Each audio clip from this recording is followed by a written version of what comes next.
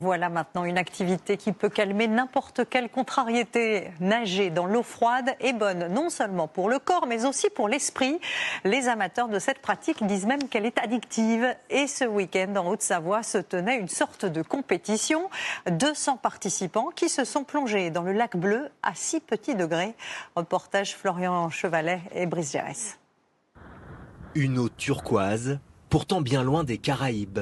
Température extérieure, 2 degrés, à peine 6 dans l'eau. Mais trop tard, ce n'est plus l'heure de faire marche arrière. Là, un peu trop tard. Mais écoutez, on va y aller. Mesdames, entrez dans l'eau. Ces adeptes de nage en eau froide participent à une compétition au cœur des Alpes. Plusieurs épreuves, de 50 à 1000 mètres pour les plus courageux. Marilou n'a passé que 3 minutes dans l'eau. Elle en ressort complètement essoufflée. Elle a fini première de sa catégorie. Là, quand on sort de l'eau, on est toutes tétanisées de partout. Tous les membres qui se contractent un peu, donc là j'ai un peu du mal à parler. Mais une sensation un peu de chaleur finalement. Une sensation de chaleur, d'euphorie que semblent partager toutes ces participantes. Au début c'est froid, mais après on sent plus son corps. C'est une vraie drogue naturelle et ça monte très fort. On est shooté, mais un bon shoot quoi. Nager en plein hiver, une pratique initiée par un homme. La star de la discipline, Alexandre dit Ice Doctor, médecin généraliste et pionnier de la nage en eau glacée en France. Alors au début, ça pique un tout petit peu.